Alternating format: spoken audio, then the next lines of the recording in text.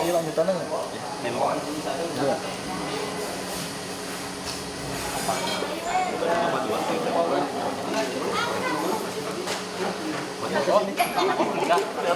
Empat. Ya, cuma satu. Nah ya, oh ini.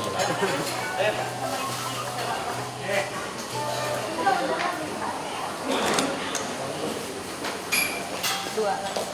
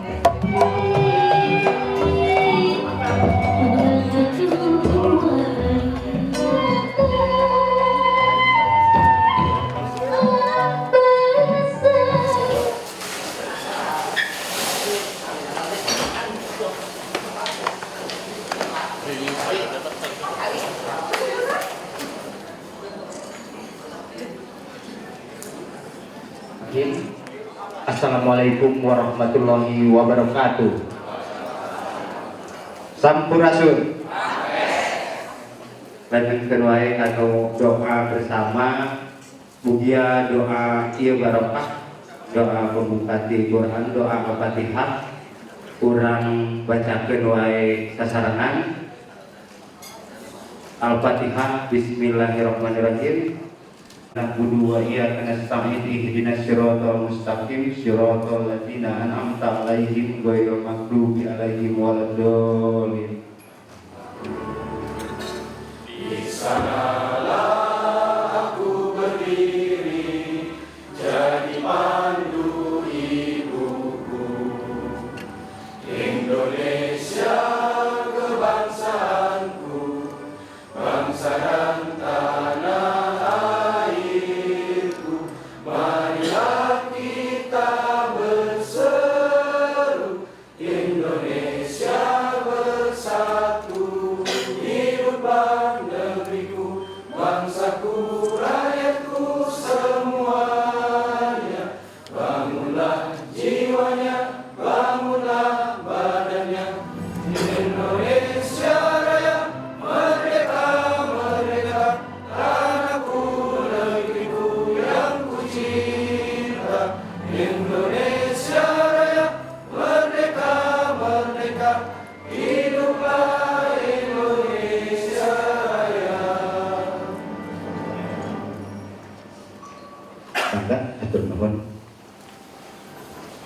Bismillahirrahmanirrahim. Assalamualaikum warahmatullahi wabarakatuh. Sampurasun. Hapunten anu kasuhun panginten teh ngangge bahasa Sunda anu kedah dinten terhubung bahasa Sunda kumargi laporanana tos didamel ngangge bahasa Indonesia. Salah satu kelebihan Kota Bandung di era Ridwan Kamil dan Oded Muhammadania sebagai Wali Kota Bandung dan Wakil Wali Kota Bandung periode 2013 sampai 2018 adalah banyaknya program berbasis inovasi dalam penyelenggaraan pemerintah serta pengelolaan kota.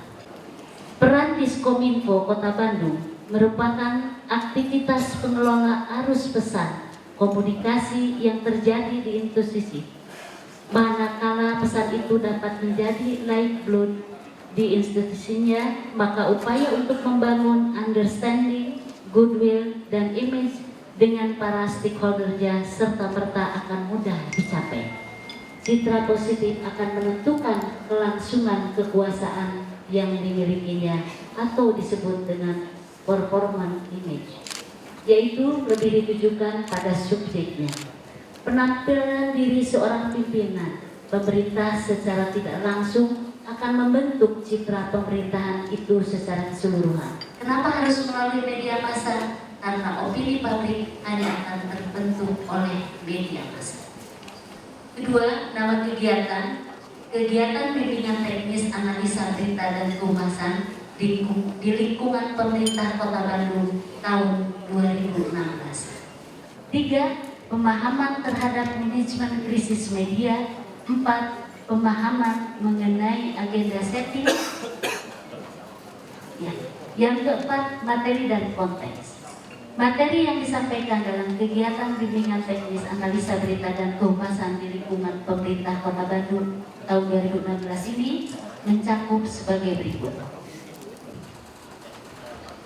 Bismillahirrahmanirrahim. Assalamualaikum warahmatullahi wabarakatuh. Sampurasun.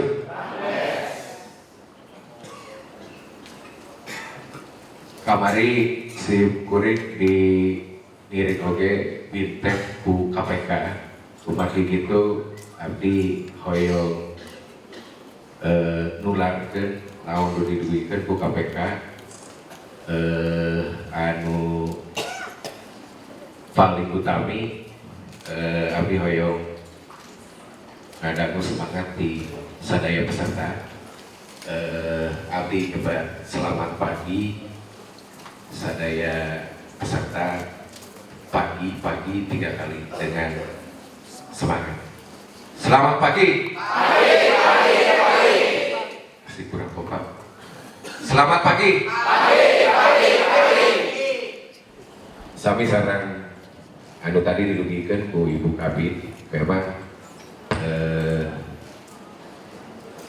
tadina anu bade sumping Pak Wali Kota langsung, namun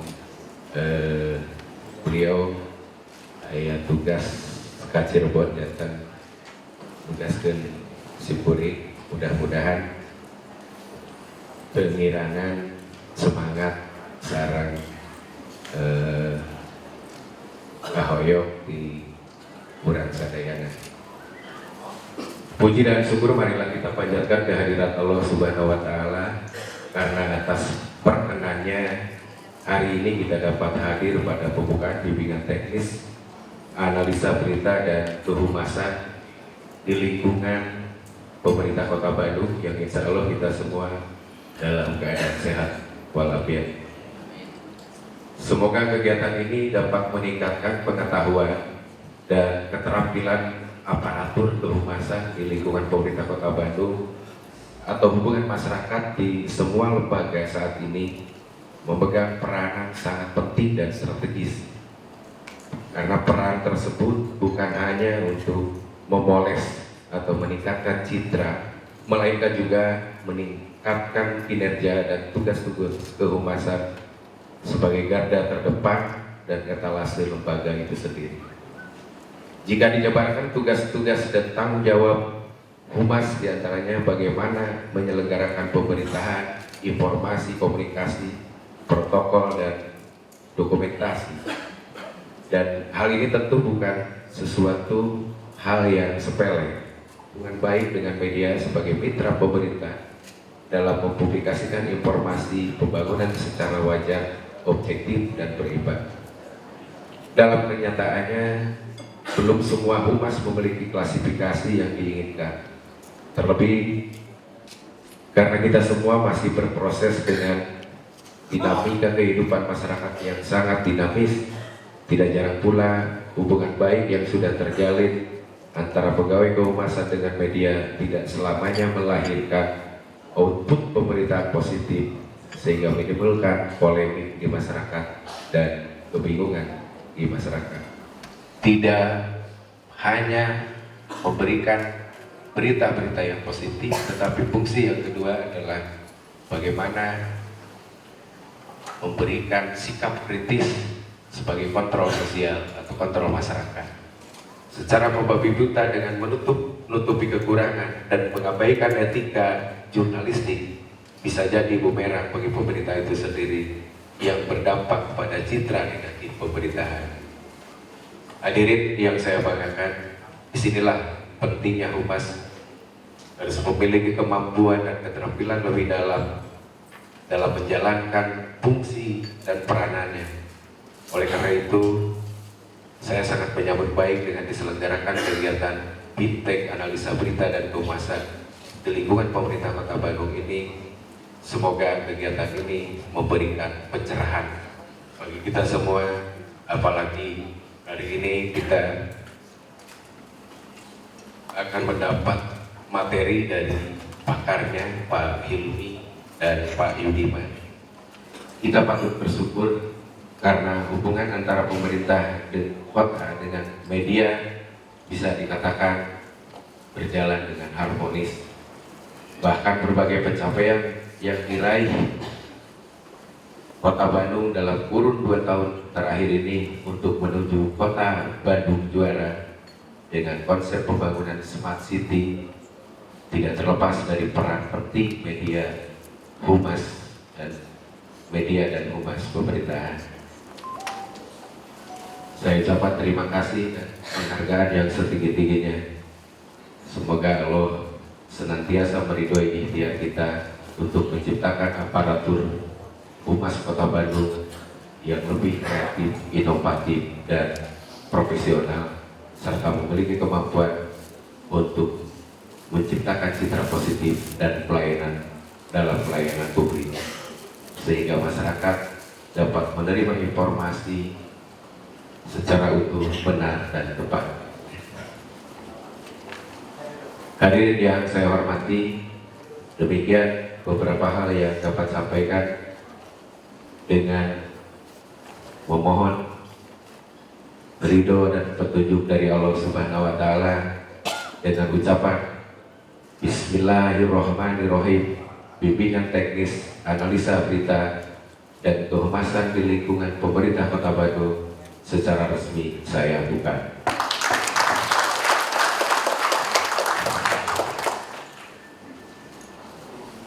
Demikian sambutan yang disampaikan. Billahi taufik wal hidayah. Wassalamualaikum warahmatullahi wabarakatuh. Wali Kota Bandung Muhammad Ridwan Kamil. Jadi hari ini walaupun tidak full 1 hari, silakan manfaatkan diskusi, bertanya apa yang seharusnya dilakukan khususnya di bidang kehumasan menghadapi berbagai pemberitaan, berbagai informasi, mempunyai cita-cita untuk lebih maju. Hanya 2 yang harus disampaikan. 1, fokus. 2, relax. Itu saja, terima kasih. Billahi taufiq wal hidayah. Assalamualaikum warahmatullahi wabarakatuh. Warahmatullahi wabarakatuh. Meluruskan banyak informasi yang beredar, karena opini publik yang beredar menyebutkan ada rekan yang menteri jalan-jalan ke luar negeri dan ingin difasilitasi negara. Kategorisinya beredar kemana-mana. Bagaimana sih media bekerja? Bagaimana dapur media? Nah, Bapak dan Ibu, saya tidak sendirian. Sewaktu tadi yang saya katakan tadi itu terjadi, itulah yang disebut dengan krisis. Misalnya tadi Pak Kadis dan Bu Kabit ya sudah mulai menyinggung sedikit tentang krisis yang terjadi misalnya.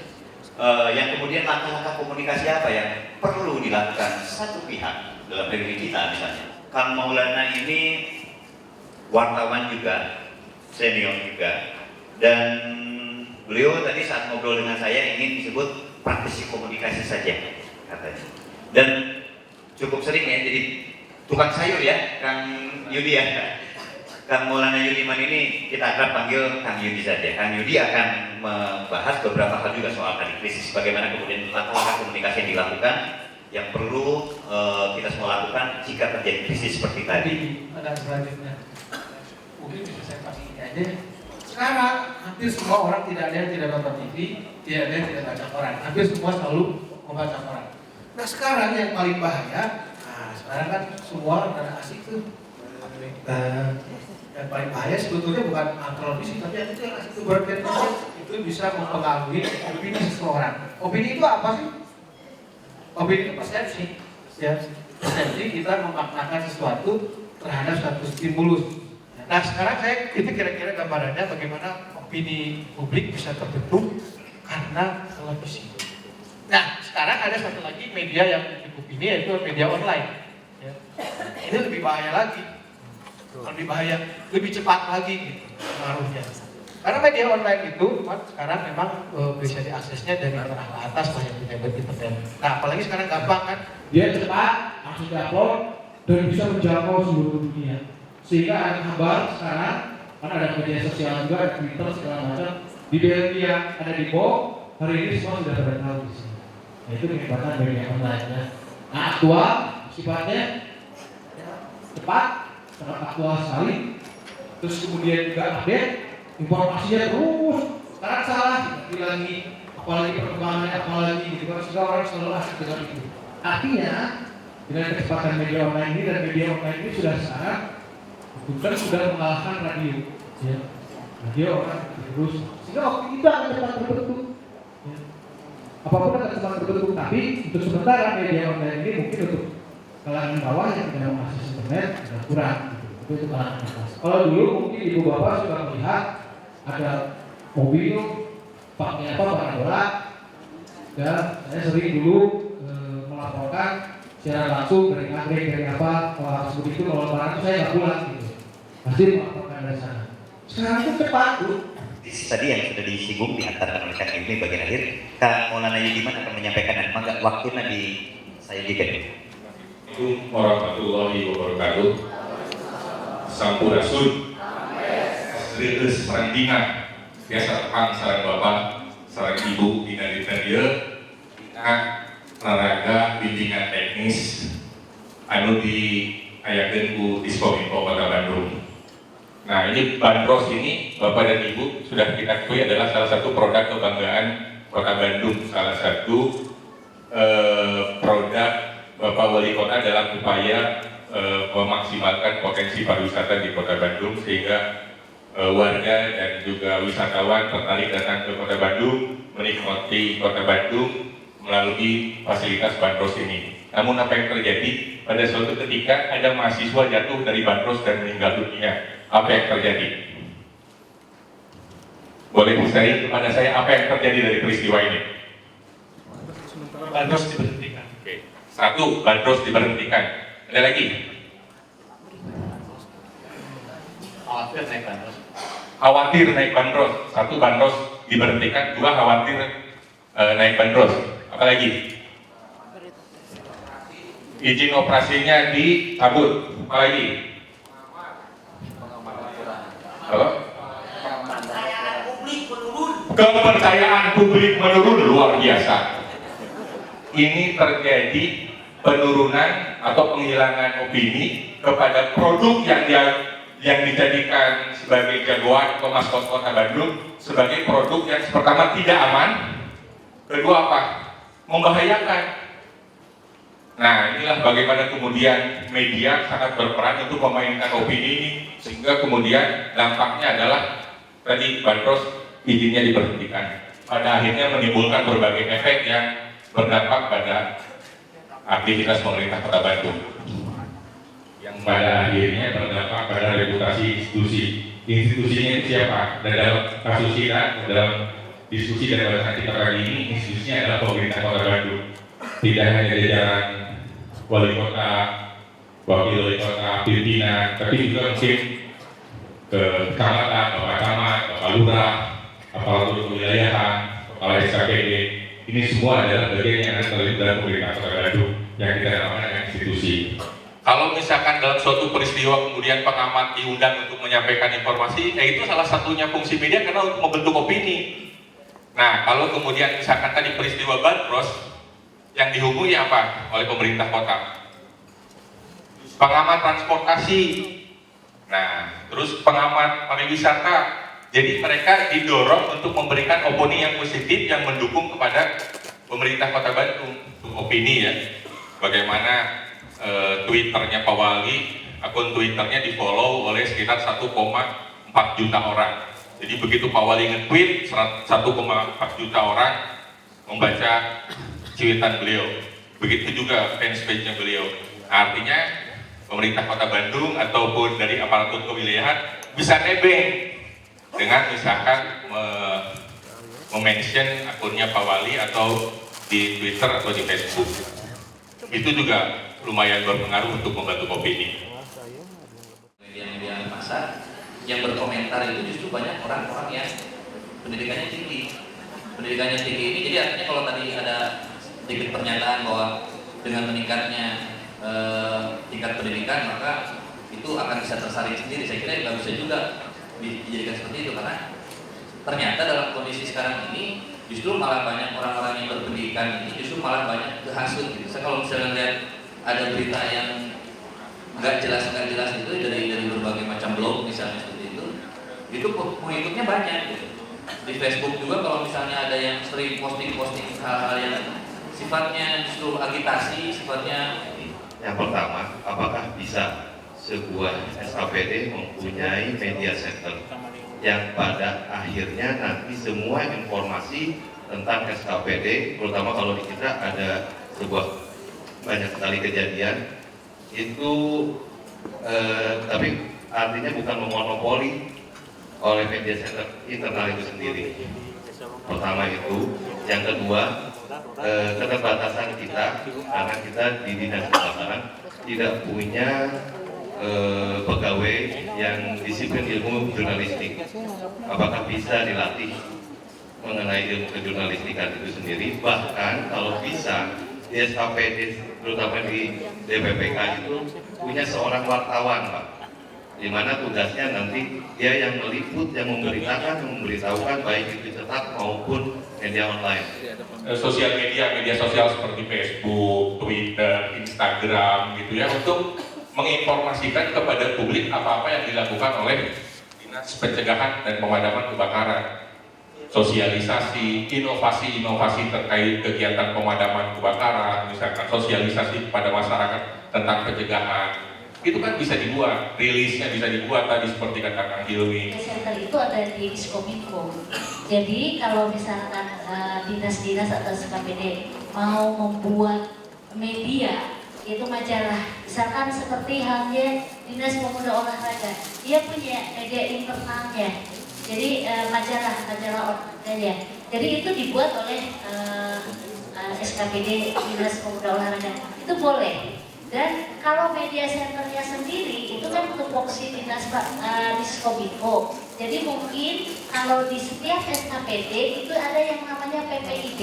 PPID itu dijabat oleh sekretaris, baik itu di kecamatan, sekretaris sekcam, lalu di SKPD itu sekretaris itu adalah pejabat pengelola informasi daerah.